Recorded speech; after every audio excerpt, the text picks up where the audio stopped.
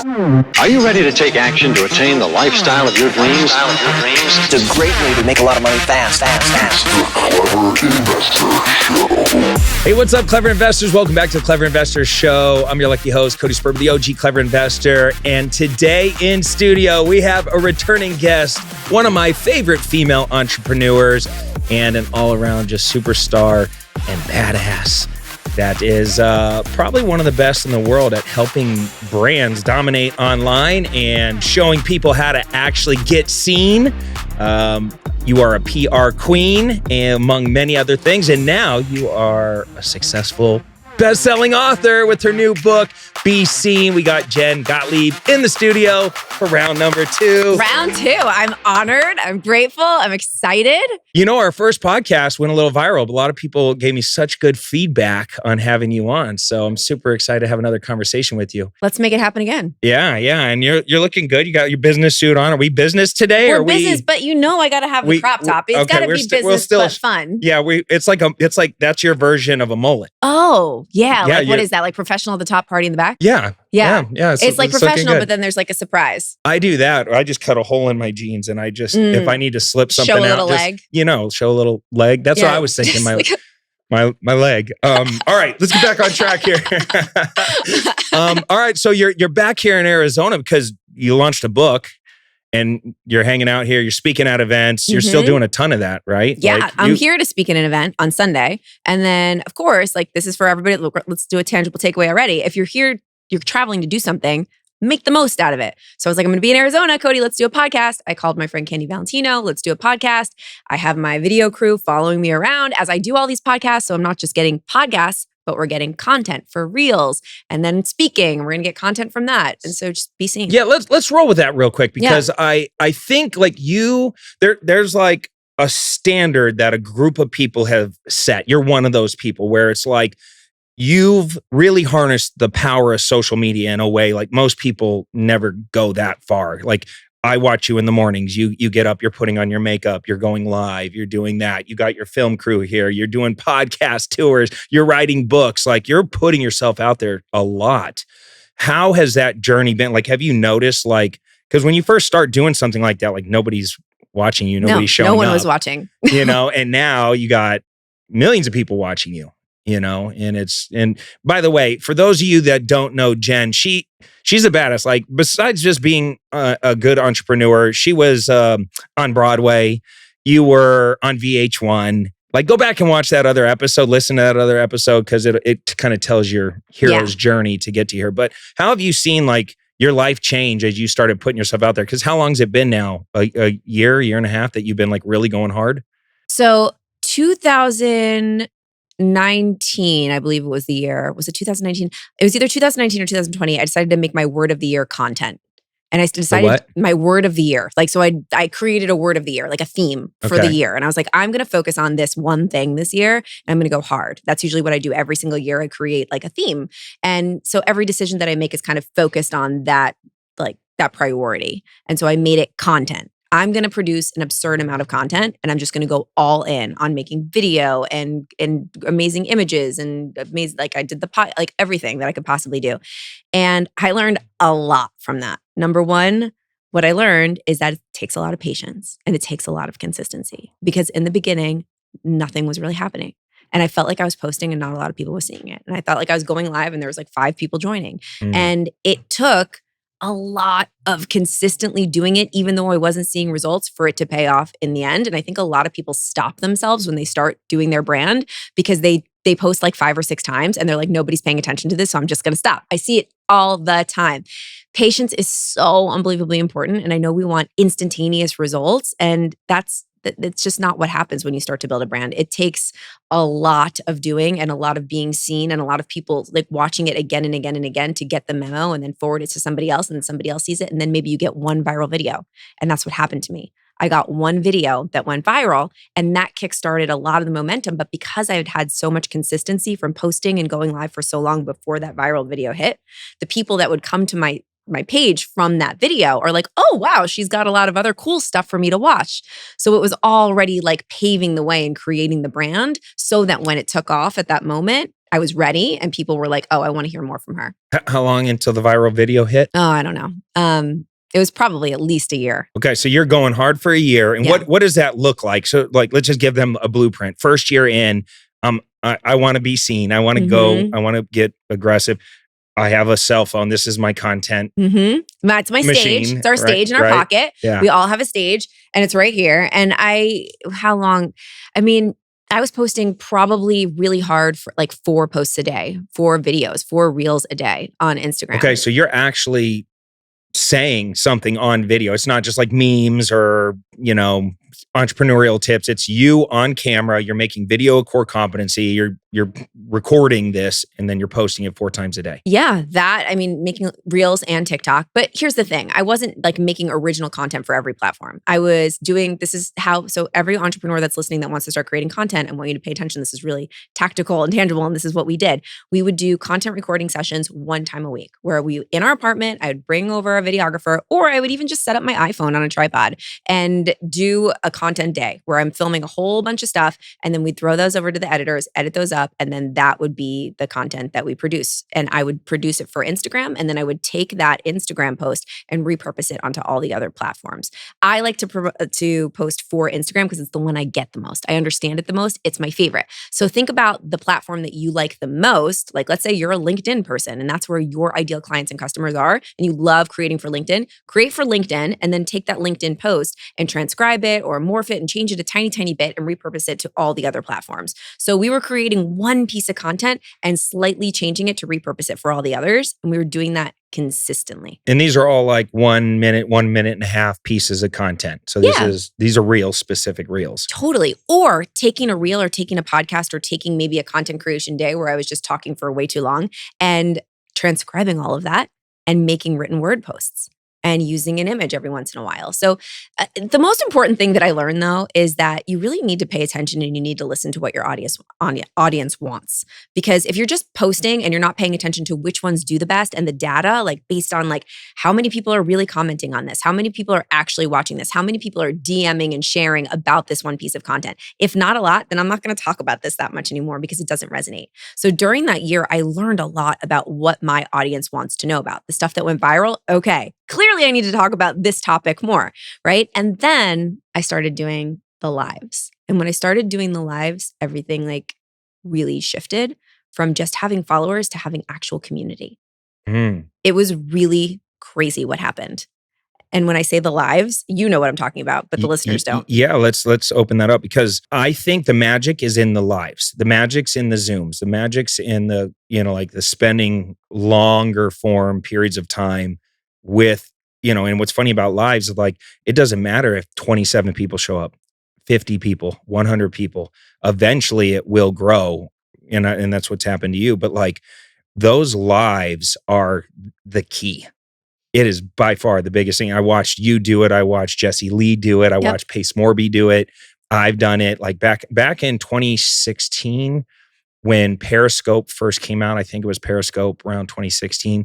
I was going live all day long. I was so like enamored with this concept of being able to like click a button and have hundreds of people watching you. And back then there was no brakes on it. Now the algorithm's kind of fighting against you. So you have to like really go live a lot and consistently to break through. Yep. But back then I would go live and there'd be 3,000-4,000 people watching instantly. And I was just like, whoa, this is insane. I made so much money that year from lives. And all I did was give away an ebook. I just say, hey, you want to learn how to flip houses? Like go to fliphousesbook.com. And all these people would go to fliphousesbook.com. And then as soon as they downloaded the book, it would say, congratulations, you earned a free web class with Cody and Barbara Corcoran from Shark Tank. And at the end of that class, I would sell a $297 master class course on how to do real estate investing. And I think that year I gave away in 1 year about 70,000 ebooks in 1 year because I was going live like 4 or 5 hours a day. Yeah. Wow. And we made a little over $3 million just from that ebook funnel. You know what I love about that? You took that opportunity that was only there for a limited time and you just squeezed all the juice out of the lemon. Like you went live for 4 hours every day. Yeah. Because I was doing weird shit. Like I was dressing up and going to post like eviction notices I was like just being really playful with it, Yeah. like in my style. And looking back now, I was like, I cringe at like just some of the stuff I was doing. I mean, I was wild. I was drinking while live, while dressing up in a character's outfit and going to post an eviction note. People loved it. And they still, just randomly the other day, I got somebody that sent me a screenshot and said, I have all of your old Periscopes saved. They screen recorded them. So you don't know. You don't realize how many people are out there watching. Maybe they've never interacted with you before. Oh, I have a story for you on that. I don't know if I told you this, but you don't know who's watching. You have no idea who's watching. You need to create, and even if it looks like only 5 people are watching or only 10 people are watching, you need to create like somebody unbelievably important is watching every single time you create a video. Did I tell you that it wasn't that long ago? All of a sudden, The Rock started following me? No. Okay, so wait, listen. The Rock. Stop it. I swear to God, I'll show you. He only follows like 300 people or something, maybe less. So he starts following me. I'm like, this is a mistake. This isn't real. He's not following. Why would he follow me? Like, this is like, I circled it, I highlighted it, a screenshot. I sent it to Chris. I was like, look, The Rock's following me. He's like, no way. So I was like, I'll message him. What do I have to lose? I don't think it's real. Like maybe somebody on his team are following random people or something like that. So I messaged Dwayne The Rock Johnson. Hey, Dwayne, thanks so much for following me. And he sent me a voice memo back. I could play it for you. He sent me a voice memo. Hey, Jen. Play it. Can we play this? We got to play this. Yeah, I've never shared it on social, but I'll share it here on your podcast. Oh, I love this. This is amazing. So this just goes to show you how important it is to not be drinking, dressing up as characters on your lives. I mean, unless that's what you want people to see. Yeah, that's true. This reminded me, and it was such a cool lesson also with like, I felt so special that he took time to actually send me a voice note. And it made me feel like, who else can I do? I mean, I'm not The Rock, but maybe somebody that follows me would feel so amazing if I just took the time to send them a quick voice note and let them know that people are paying attention. And maybe that'll incentivize them to be seen. Do you send a lot of voice notes? No, I send all the time. Yeah. All the time now, especially now. People trip out when I respond with a little voice note. Here he is, Dwayne. Oh, that's Dan. Dwayne, where'd it go? I know they freak out. All right. Well, while I'm finding this, you want to ask me another question? Well, just while you're looking that up, the thing with content, and I'm curious at your approach. For me, it got the difficult thing was like prepping myself, like getting prepared. Yeah. Like, what am I? So if I'm going to record on a Monday for like 3-4 hours, and we're going to create like a month's worth of content or however much content, how do you get prepared? To know what to talk about? Yeah. Well, today is a lot different than when you were doing it because today we have AI and today we have ChatGPT, which makes it a hell of a lot easier for me. And well, here's twofold. So I was just in the car with Dom, my videographer. And what was great about being in the car and just creating content, I was like, ask me questions. So ask me questions that you would want to know as a videographer, somebody that's creating content. What do you want to know about your brand? And he was asking me questions and it made me go off on a tangent. So sometimes I'll just have someone sitting in front of me asking me questions. And now I'll also just go into ChatGPT and I will prompt it to create my dream client avatar. So there's a lot of really amazing prompts that you can do to get it to learn who you're speaking to. Because it's really important when you're prompting ChatGPT in order to get great marketing material, you can't just ask it to write a post. You have to teach it who you're writing the post for. So it speaks to your ideal client instead of just speaking to someone random and giving you a really like just totally like run-of-the-mill post. So I will prompt it so that it knows exactly who my girl is. Usually it's a girl or my guy or my person that I'm speaking to. And then I'll say, okay, great. Speaking to this, Kayla, my dream client avatar, give me, 20 topics that I could use for reels. And then it'll give me 20 topics. Be like, great. Now write the script for number 5. And I'll put it in, to my little teleprompter thing. Usually I don't read teleprompters when I'm creating reels. I'll just go off script, but having little bullet points there, just reminding me is everything. And I'll just bang them out really fast. It'll take an hour. We'll do 20 amazing reels just by using AI to help me. It's not creating it for me, but it's my co-creator. It's like my assistant. Yeah, because this stuff. It just helps you stay on track and reminds you of little things. And then you're like, oh yeah, I forgot about that. I'm gonna lean in on that. That makes sense. And then questions people ask me, whenever I'm live, the reason that I do these lives is to really, I screenshot all the questions that they ask.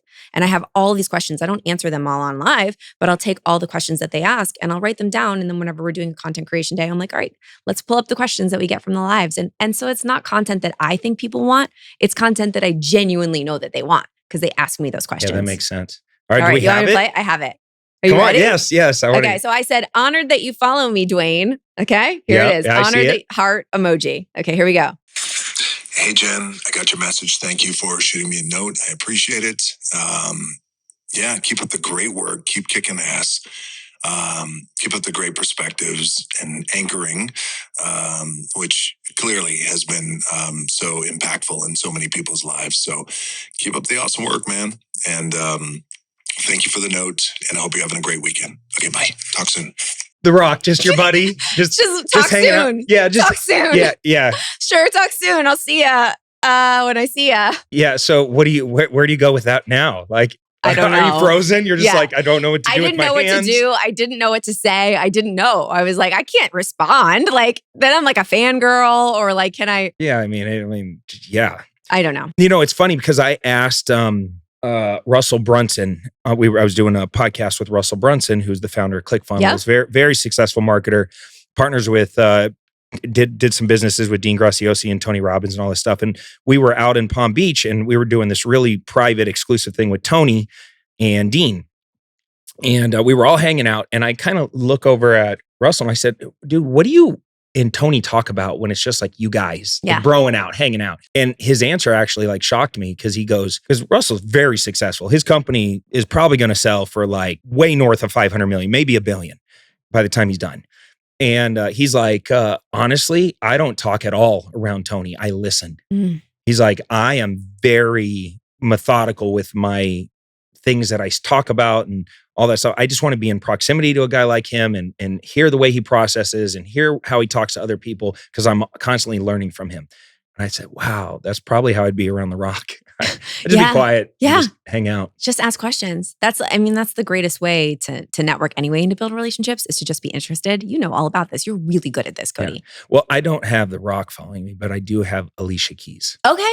That's a good one. All right. Wait, that's really big. Did she send you a voice note? No. What the heck, Alicia? I thought we were homies.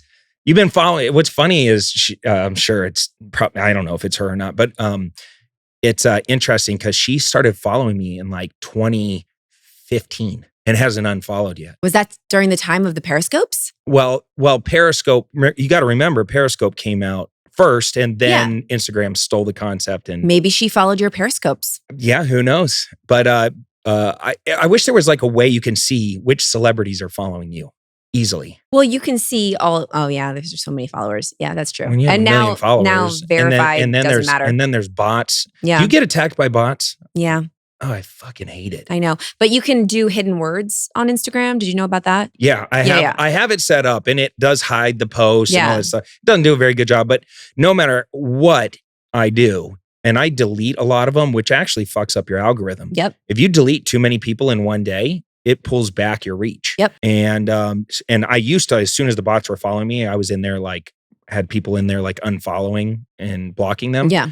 It fucked up my reach. Mm-hmm. Yeah, I know. That's another one of the things that we have to deal with social, and like that you didn't have to deal with back when you were doing 4-hour Periscopes and just having thousands and thousands of people get your ebook. Yeah, but I love this model. So, okay, we're creating content. We got a content day. We got ChatGPT kind of helping us. We're creating content. We're building the foundation, and then start the lives. The lives then all of a sudden picked up, and then you get your one viral post. It's funny, when I recently had a post go viral. Got almost 30,000 new followers from the one post. Yep. So when it happens, it's like a big lift. It's awesome. It helps. And then it lifts all the other stuff up as well. Because I find that when I have one that goes viral, the other ones that were like percolating, like kind of getting, like they would get a boost too. And it's genuine people. And I find that, I don't know what it is. And I'm not an expert on like the algorithm of social media and all of that. But I do know that when I started going live every single morning, I did this because Jessie Lee told me to do it. And she was like, I go live while I put my makeup on. She said, I put my makeup on every day. So I know it's something I'm going to do every day. So if I can just commit to going live while I'm putting my makeup on, then I'm going to go live every single day. And I waited to do it. She told me that. She told me to do it. And I waited for a long time because I felt scared. I felt uncomfortable. I felt vulnerable. Like that's a scary thing to do. Yeah, you're in your rawest form. Your rawest form, not knowing what to say, having to answer questions on demand, not knowing if anybody's going to show up. I was scared. So I do my podcast without makeup on. That's what's happening right now.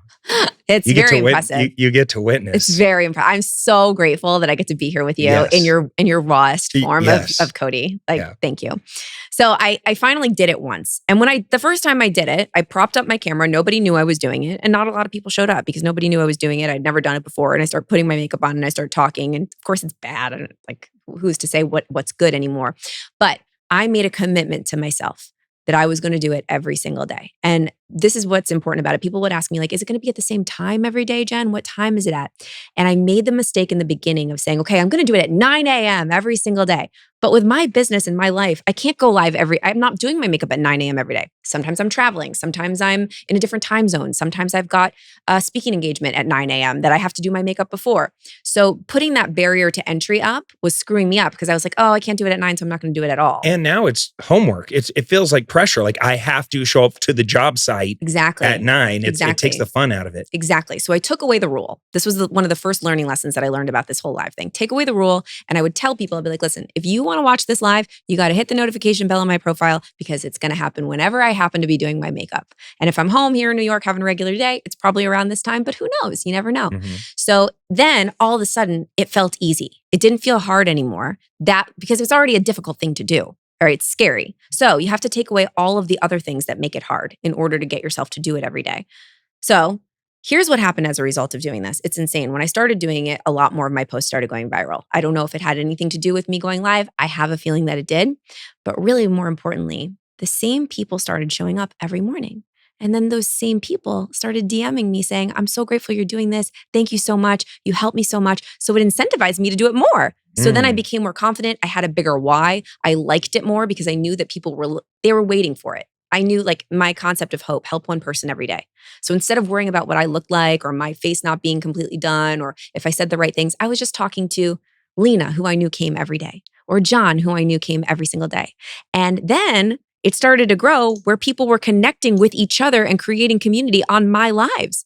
There are people that have gone to dinner with each other because they met on my Instagram So live. they're memorizing each other's handles Yes. and then DMing each other. Yes. Yeah, that's smart. Yes. And it's a community. And so we're all part of the Get Ready With Me community. And this has been happening for a really long time. And now it's... I like that. The Get Ready With Me community. Yeah, it's great. It's cool. And so all those people are now part of my Book Launch Street team. And it's real community. Like they buy all the stuff. You've added so much value that they're now loyal. Yeah. Yeah. And I feel like they're my fam. Yeah, that's cool. Yeah. I mean, that's really what social was meant to do, right? It's not just for everybody listening. It's not just to hate on successful people and say dumb shit as an adult. It always trips me out, side tangent, when grown men DM me and they like talk shit or something. I'm like, I've never once, me or any of my successful friends, ever DM'd another grown ass man and said some dumb shit. Never once. And it's like, it gives so much insight on like where they're at in their lives and how they view the world and just like they're sitting behind their keyboard, just exactly. whatever. Yeah. Just remember that. By the way, since we're on it, how do you deal with the haters? Yeah, how do you exactly feel about that. it? So that's the thing. If you're being seen and you're putting yourself out there, you're going to be misunderstood. There's going to be people that are activated by you being seen. There's going to be haters. It is the name of the game. My therapist always asks me to think this. What is your relationship with that? What do you want your relationship with that to be? So there is going to be rejection. There are going to be haters. There's going to be failure. There's going to be all of these things that happen in entrepreneurship. There's going to be discomfort. There's going to be pain. There's going to be vulnerable moments. There's going to be moments where you're like, oh, I wish I could take that back. What do you want your relationship with all of that to be? What do you want your perspective with it to be? So specifically with the haters, I had to decide what I wanted my relationship with it to be. And I definitely thought that feeling that you just had where you were like, nobody that is successful that I know and that's happy is taking time to comment negatively on anybody's post. They're just not. So if somebody's taking time to say something mean about me, it's because they're probably in pain. They're probably not happy. They're probably not enjoying their life very much. And they're probably not very successful. So in my mind, how can I then just feel empathy and compassion for that person? As hard as that might be, I'm like, wow, if you're taking the time to do this, you must be really unhappy. So empathy, compassion on my end, that's my relationship with it. And know and understand like, this is the game I've signed up for. If I've signed up for this game willingly and knowing that because I'm putting myself out there, I'm going to help a lot of people and a lot of people are really going to like it and a lot of people are going to be really bought in, but there's also going to be a lot of people that don't. And and that's the name of the game. And so you either have to understand that and know it and have a way to kind of deal with it, like having compassion and empathy, or you can let it piss you off and go down the rabbit hole of being annoyed about it and let it take you down. And that doesn't really work in your favor for your big goal, does it? No. And I mean, it's good for the algorithm too. You want people to, every time I do anything confrontational in any way, the post just launches because everybody's in the comments giving their opinion and the back and forth starts.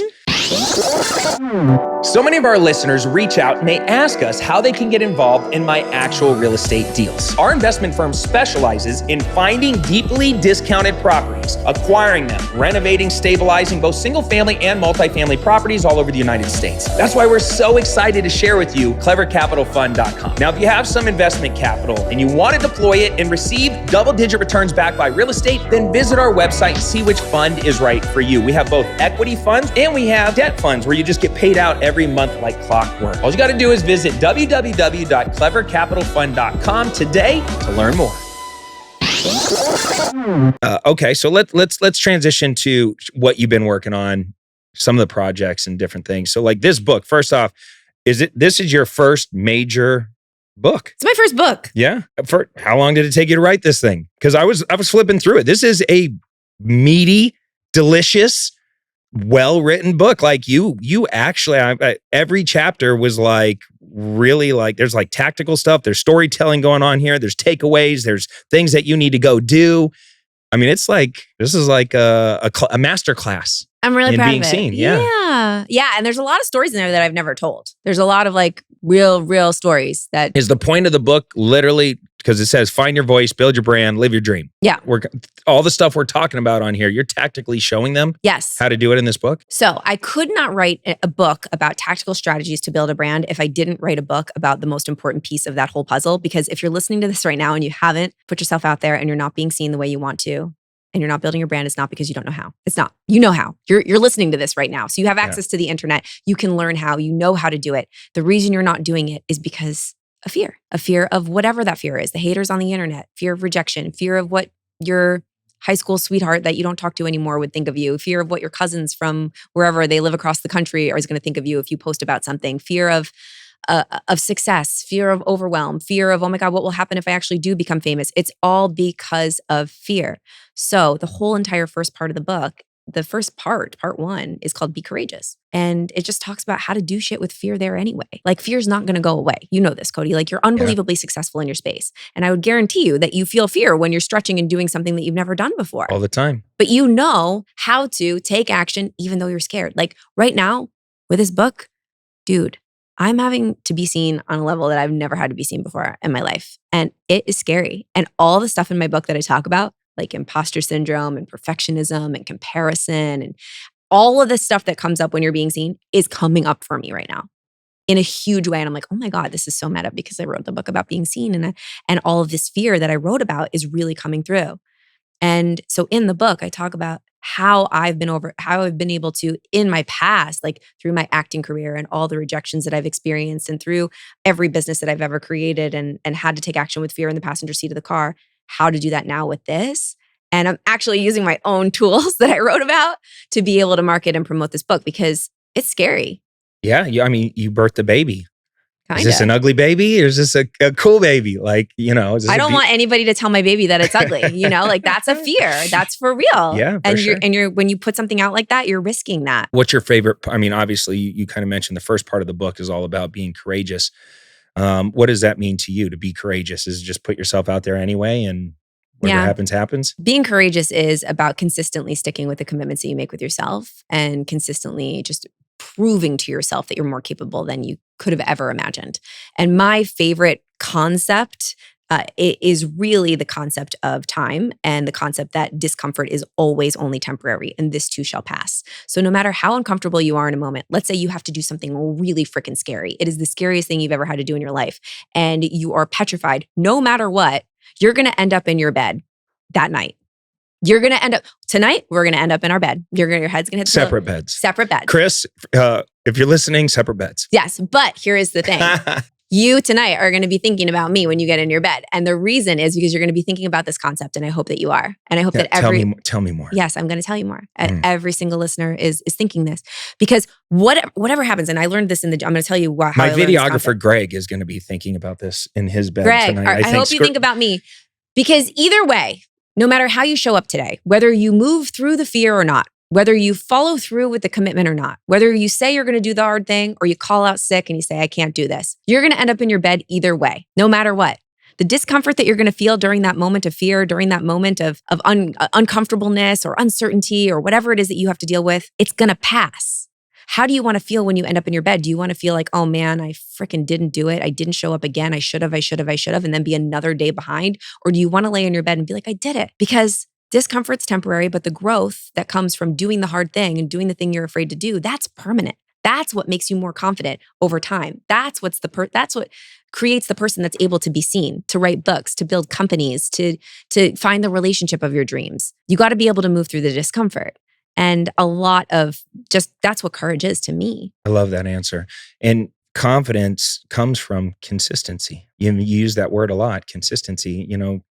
A lot of people look for motivation, and that's the wrong thing to search for. Motivation is like watching a video that pumps you up for a temporary amount of time, or listening to a powerful speech that gets you all fired up and then it goes away. But through consistency, you're able to actually build that confidence. That's the hard part for a lot of people, especially when it comes to creating content and stuff. You said it. They start a little bit. They don't get the results they want. They have that short-sighted, entitled, or what's in it for me, like energy, instead of playing the long game. Yep. You really got to put yourself out there. So besides the first part of the book, what's your favorite chapter? Okay. My favorite part of the book is the end, is the last couple of pages of the book, because I tell my favorite story. And I don't know if you were there. Maybe you were there. Were you at Ken Clothier's event? Which one? Yes. The last one in Hollywood? Oh, no, I wasn't at that one. Okay. I was at the one right before it. Okay. So my dad is, and you're going to read about my dad throughout the book because he's like my number one fan and you're a dad. So you'll definitely be able to really resonate with this because you also have a little girl that I know you're so proud of with all her cheer and everything like that. So my dad was always like the president of my fan club. When I was a little girl, I was an actress. I was a performer. I was always in shows and he was always in the front row of every show. Love that. Always cheering me on. Like we would do our performances in high school in a hallway because we didn't have a theater. And my dad would sit on the floor in the hallway.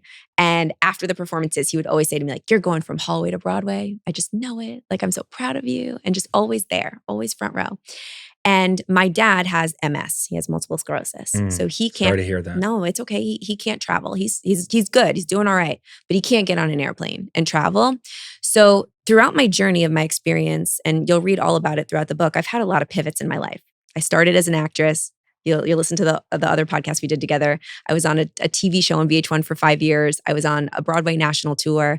I did a whole bunch of other movies and shows that nobody ever heard about ever. I got rejected a bazillion times. I was in school for theater. I had done this entire journey that my dad was there for. And we always thought that the purpose was for me to be an actress.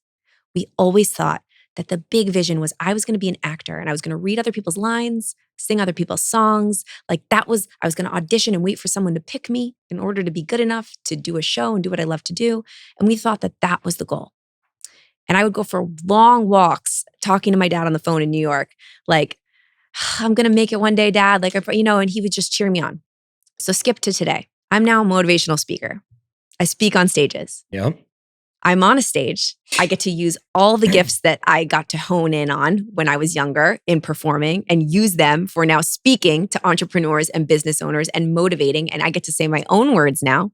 And I get to inspire people and I don't have to wait for someone else to pick me. Sometimes I do for stages, but I can throw my own stage if I really want to. And it's so much more in alignment with me. It's so much more fun than acting ever was. And I never knew that this existed. And neither did my dad.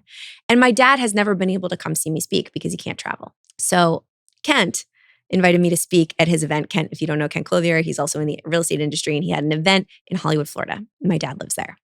So my dad could come see me speak. And it was at the Hard Rock Hotel and Casino. It's a really big casino. My dad walks with a cane and my dad's like, I'm going to walk through that entire casino with my cane. I do not care how hard it is. I'm going to get there and I'm going to see you speak. So we're at this event. My dad's sitting in the front row. And I have all these real estate agents, like these big and real estate investors, they're like, it's a very bro-y crowd. I have them all standing up, visualizing their perfect day and they're crying. And I've got them doing the Jen thing. Yep. And I look at my dad and he's hysterically crying. And he was just so proud of me. And we get in the car and he looks at me and he's like, this is what it was all for. All of it, all the high school productions, all the getting up at 4 a.m. to drive you to the auditions, everything that we thought, it was not for that. It was for this. And all of a sudden, it all made sense. And the end of the book is me really having that realization. And I remember the moment that I had it was in the car with him on the way back from that speaking engagement. Holy crap.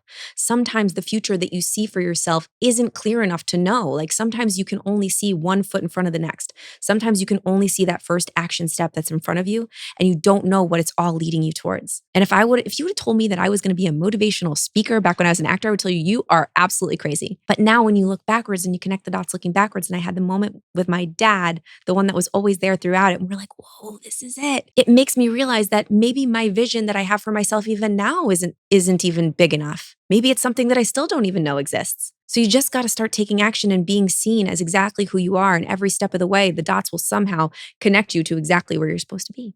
I love that story.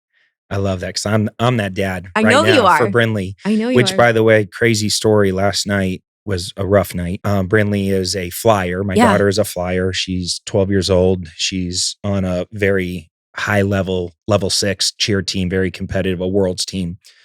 They threw her up at practice, like I think they call it a basket. Yep. They chucked her up. She did her little spin kick thing, over rotated on the way down. Her head and one of her bases collided, knocked her unconscious immediately. Her whole side of her head swelled up, bruised. She didn't even know where she was. She didn't know what happened. When people talked to her, they were like, "Brinley, you got hurt." And she goes, "Who got hurt?" Like by the time she came to, she had no idea. Had to rush her to the emergency room, get a CAT scan, the whole thing. This was yesterday? This was last night, up until midnight last night. It was a little rough night. Good news, CAT scan doesn't show anything, but she does have a concussion. She's out of school for a week. No screens, no reading, no thinking, low light, like the whole Wow. recover from Thank a concussion. God she's okay. Now I'm actually leaving here Yeah. to go to our naturopath to get some tinctures and different things just to kind of help the recovery. But man, as a dad, it is the scariest thing in the world to get that call. I'm so sorry. Yeah, but I'm happy she's okay. Yeah, thankfully she's okay. But it's just one of those things where it's like cheer's gangster. Oh, They're hardcore. and the cheer that she does is an unbelievable athletic sport. Oh, she just got cleared for a fractured foot. What do you mean she got cleared for a fracture? She just healed from a major fracture in her and then foot. now she's getting, I know. Literally that day, she got cleared. She went back to cheer and knocked herself out. Anyways, the joys of fatherhood. Yeah, but I love that your dad, he was so adamant that he's like, no matter what, I'm going to go. Mhm. I get that feeling. All right. So you wrote the book, and now is this out? Hopefully you. When does my podcast come out so I can coordinate? October 31st. Okay, October 31st. So let me see. Halloween. Or any day right after that. I know. I just got to, because we released when do we release these podcasts? On Wednesdays? On Wednesdays. So this podcast, we will make sure drops, you said October 31st? Mm-hmm. All right. So we're going to drop it November 1st. Look at that. The Perfect. next day. So you can go get it right now. All right. So we'll can this thing till November 1st. So if you're listening to this, go support Jen. Just go to Amazon or any bookstore, get Be Seen by Jen Gottlieb. If you really want to blow up your brand, get out there more. I can't tell you, it's changed my life. Just by being an early adopter of social media, it's been a game changer. And it's funny because so many times you're putting stuff out there. I have people that have not clicked like, left a comment, forwarded a post, nothing for like 5 years, but they've watched me and learned from me. And then randomly one day out of nowhere, they'll be like, you don't know this, but I started my landscaping company because of you.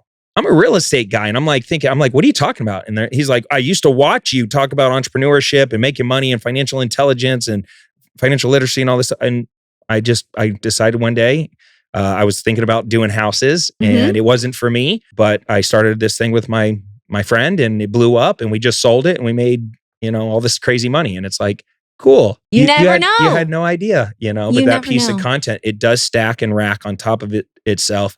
One view comes to 10 views, to 100 views, to 1,000 views, to 1,000,000 views. And listen, audience is collateral. Audience is an investment that you're making in yourself. And I think it's just like real estate is an investment that you're making for your wealth in the future. You investing in your social media and your brand and your audience has made you so much money. Has made you, because here's the thing, you also have that as leverage going forward.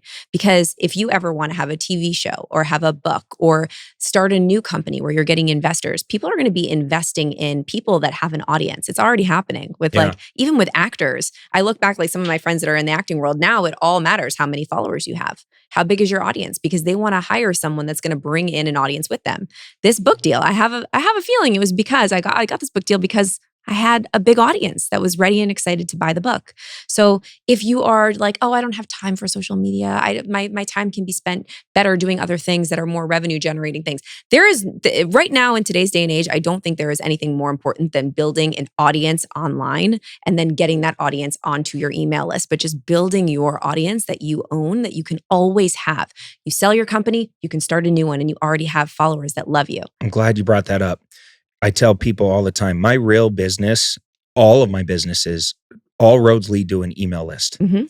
People don't realize that the art of copywriting, the art of being able to sell through written word is one of the best skills you can ever develop for yourself. So if you've never taken a copywriting class or you've never read books about copywriting, I would highly recommend that you develop that skill, because every time I'm putting out content, like not every time there's a call to action. Sometimes the call to action is just like and engage with my stuff. Yeah. But every once in a while, it's, do you want this free thing? Do you want this? And we call them lead magnets. Yeah. You give something of value away in exchange for an email address and hopefully their phone number as well. And then all of a sudden, you start building that email list. You start communicating with them. You create a newsletter, whatever that is, to nurture that relationship while they're on your email list. Last year, we did about $11 million from our email list. Just sending emails. Yeah. You know, and sometimes it's something I'm selling something of my own, like a product, a service, an event, something like that. And sometimes it's, hey, go support Jen. I'm a friend of Jen's here, and I'll send some emails for you. Thanks, buddy. I got a small email list of 1 million. Oh. And we'll send out some emails, and we'll hopefully get some people to get some of your books. Thanks, buddy. Along with it. But yeah.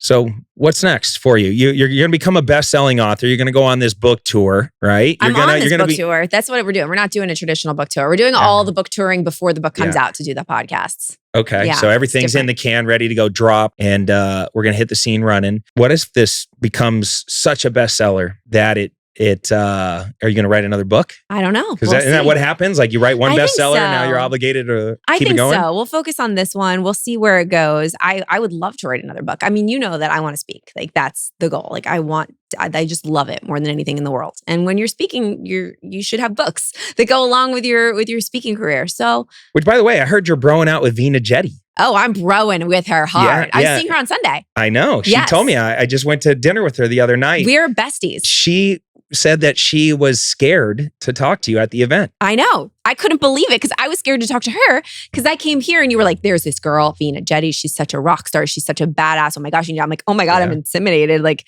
wow. And then she came early to that fun launch event that I was speaking at and she was so nervous to talk to me and I was so nervous to talk to her. It was ridiculous. This story. You know, it's funny because, I've been a huge fan of you guys, both of you guys. She has now officially $1 billion under management. Unbelievable. That's how big her multifamily portfolio has gotten. It's really incredible to see what she's doing and all the epic things you guys are doing. And I'm pushing her right now, just like I pushed you. I'm pushing her. She needs to get on more stages. Yeah. I just literally got off the phone with Dan. And Dan's like, hey, I'm connecting her with my people and we're going to get her on a bunch of stages. Great. So I've been pushing her and I'm also working with her to get over her fear of selling. Do you have a fear of selling? Not anymore. I love to sell, but I used to. So I've had to move through that. Okay. And I've got a lot of strategies to move through the fear of selling. I love So let's talk about that real fast. Yeah. I think that's a great way to maybe wind this podcast down because so many people do this apologetic close. Listen, I don't want to bother you. I'm grateful that you're here. I have this thing, but it probably isn't, I don't want to ask you for money or I don't want to sell anything to you, but I have this thing. It's like this weird non-sale. It's basically saying that you don't believe that your thing works. Yeah, she's doing that right now. Yes. And I'm like, Vina, I'm going to slap you around. Come on, Vina, walk into this. Get this out of your system. Whatever that is, it's got to go. Mm-hmm. And my thing to her is, this is your obligation. Yes. Do you feel that way? 100%. How did you get there? I got there by hating selling and shitting the bed on a lot of sales pitches that I had to do from stage. And there's a story in the book that's absolutely insane where I really like failed big time. And I was like, I need to make it my goal to become amazing at selling because business is sales is the most important thing. So I have to get really good at this. And so what happened was I needed to get in touch with my offer and how much I loved and believed in my offer. Because I think about it this way. If you love and believe in something so much and you know that it's going to help somebody, you're not like, oh, well, maybe you want this. Like, let's say your favorite Netflix show or your favorite like restaurant. You're going to call your friend and you're going to say, oh my God, I just watched this show. You have to watch it. You have to watch it. It's so good. You have to watch it. Did you watch it? Did you watch it yet? Here, I'm going to send you another link. Did you watch it? Did you watch it? And you're begging them to watch it because you know that they're going to get value from it because you got value from it and you fully believe in it. Just like your favorite, you know how many times I say I'm traveling somewhere and someone's like, oh, you have to go to this restaurant. Oh my God. They're basically selling me on this restaurant. Like they're selling me so hard. I'm like, why don't you sell your own shit this way?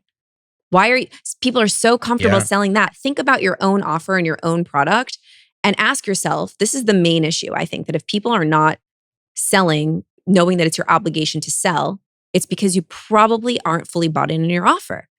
If you know that what you have helps people so much and you're spending all your time watching and reading your testimonials and talking to your customers and hearing what they love about it and hearing their transformation and seeing how great it is, then you're going to be so bought in that you're going to be like, I need to scream this from the rooftops. Everybody needs to have this. And you're not selling anybody anything. You're giving somebody an amazing opportunity to get involved in something that's freaking epic. Like watching the best show that you've ever seen in your life, going to the greatest restaurant where you have to have the pasta. You have to have it. It's so good, right? You get so passionate. And if you're not feeling that way about your product, it's because you're not bought in. So the thing that's helped me sell with so much compassion, and I never do the unapologetic close. I am very, very bought in. Like you are making a huge mistake if you don't say yes to this, is because I know that what I offer helps people so much. And I know that if they show up and they invest in themselves and they do it, they're going to get results and it's going to change their life. And I am that bought in. So that's how bought in you need to be when you're selling something. And that's what I was telling her. This is your obligation. It's not an option. No. And I was like, because her view, this scenario, because this is her first time throwing an event. It's her event. She speaks on other events, but this was her first time, her event. She was so happy that it like sold out, and I knew it would because she's amazing. Like she's my mentor in this space. Yeah. Like that's how good she is. And she was like, well, people paid a lot of money to come to the event because it's a high ticket event. And I was like, okay, well, what happens at the end of the 3 days or whatever? And she's like, I don't know. And I'm like, so you just high five everybody and they just go home? Like, is there any follow-up? Is there any working together over the next 6 months or year to make sure that they implement or any of that? She's like, well, I don't know. I'm like, well, you better figure that out. It's your obligation to keep them enrolled working with you. Aren't you the best at it? And she was like, well, of course. And I'm like, and should they go anywhere else other than you? She's like, well, no. And don't you want to do deals with them? Well, yeah. And it's like, okay, you're starting to get there. It's like, now figure out how to lean in on this. Oh, I don't know. She's still wavering. So I'm going to send her this clip Please of do. you just going off saying, Vina, do it. And I'll talk to her on Sunday. Yeah, she's amazing. I think she's not going to do it. I think she's not going to do it on this first one. And I think she's going to regret not doing it. She's going to justify not doing it. Then she'll have to have that moment. And so this is for everybody that's listening. Sometimes you have to have that failure moment. You have to have the, oh shit, I wish I would have, or you have to have that mess up, or you have to have that lesson in order to learn what to do next time. I literally stood up in front of everybody early in my career, sold as good as I could, and had one person buy. One person. And I was so embarrassed because I had to refund them the money because I was like, we can't do an event with one person. I was selling another event and one person pulled the trigger out of like 100 people in the room. And I was like, all right, that didn't go as planned. And you know why? This is a great lesson for everybody. I scripted everything that I was going to say out because I'm such an analytical person. And I didn't have confidence back then. I know real estate. I know what it's like to be new in real estate. I know what it's like to have all those fears and uncertainties and self-limiting beliefs and everybody passing you over and pushing you around and bullying you and just discounting you. But yet I'm sitting here trying to memorize a script, right? Because I thought it had to be like this process to make a sale. But what happens when you memorize a script and then you blank out halfway through your stupid script and you're like a deer in headlights up there and you start panicking and getting all sweaty and now it's inauthentic. The rapport is being broken. They can feel it's not coming from the heart. And as soon as that happened, one person bought and I was just so embarrassed. I made it my mission from that failure, that will never happen to me again, ever. And I ditched the script and I just internalized instantly. And I was like, you know what? From this day forward, every time I'm on stage, I'm going to sell from the heart. I'm going to talk to them. Like, and this is something that as you become more successful, you have to do. You have to go back in time. Mm-hmm. You have to go back. Like for me, if my education's for new people, like they're just getting into the real estate space, I have to go back to, I got to get out of Country Club Cody and go back to Cody in a piece of shit Nissan pickup truck that looks like he's 12 years old, that, I have one suit, my dad gave it to me, I don't have any resources. And I remember sitting in my truck crying the first time somebody slammed the door in my face and told me to fuck off and get off their property when I was door knocking, trying to help people out of foreclosure. And I was sitting in the car crying. And it was because I was like, fuck real estate. This isn't for me. I can't do this. Nobody's taking me seriously. I have to go back and tap into that emotion because that's what everybody's feeling. And you forget about it. As you move up the ladder of success, you start to disconnect from those feelings. Now it's like people talk to me and I'm like, get ripped and rich and rare and get a 6-pack and go out there and dominate. What's your problem? And wake up early. And it's like all this like domination because that's the stage I'm at. But that's not the stage they're at. But what I love about that is you had to experience all of that in order to be really good at what you're doing now. So like where you're probably looking back like, oh man, poor kid sitting in his pickup truck crying. In that moment, he was probably so depressed and wishing that moment didn't exist and wishing he didn't have to be in that circumstance. But now when you connect the dots looking backwards, thank God you had that happen because now you can always look back to where your ideal client or customer is right now. And you can remember, oh, this is where they're at because I was there too. And I know exactly how they feel so I can help them right now where they're at. Yeah. It's so cool. Yeah. Yeah. All right. Well, listen, Vina, step your damn game up, make the sale. I really had a great time chatting with you again. You're the best. You're the best. You're the best. And I'm super excited to read this book. I know this is your fancy copy this is a prop. She's not actually giving me this book. It's the only one She's not giving me this book. She's not signing this book for me. You got to buy one.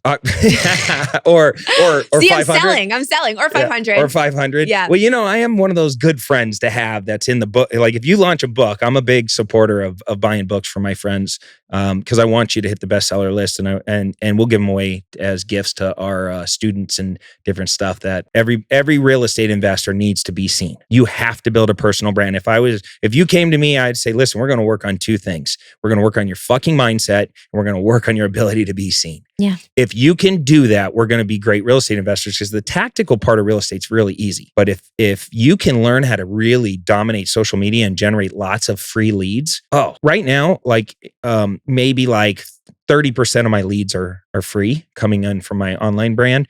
And then the other 70% we buy, right? Running ads. I have friends that 100%, they've done a much better job than me creating content. Chris Crone, Ryan Pineda, Pace Morby, these are good friends of mine. I started way before these guys, but I'm watching them just launch to the stratosphere and just make crazy money because they have the one thing that nobody else has. Mm-hmm. They have just so much content living out there that the amount of lead flow that's coming into their world is just insane. Yeah. Chris will throw a webinar and have 25,000 people register. Wow. Isn't that wild? Like 10,000 will show.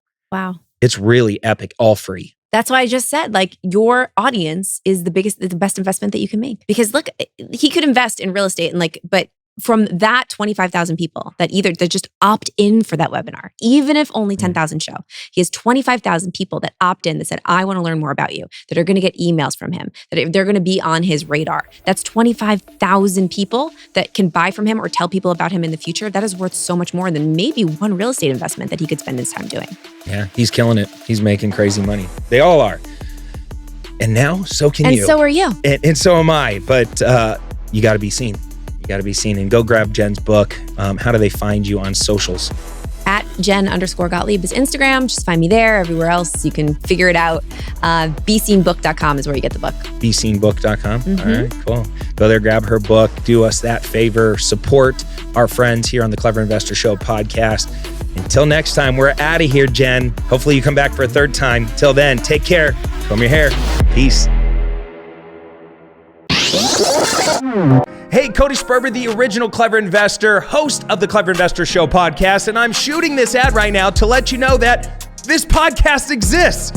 It's finally out and we have some amazing guests. So please, I'm begging you, can you just come and give our podcast a listen? I've been doing real estate for a really long time. I've accessed some of the coolest people in the world. We were having all these amazing conversations and I'm like, what are we doing? Let's record this and actually put it out on a podcast. But the problem is, I have to let people know about it. That's where this ad comes in, and this is where you come in.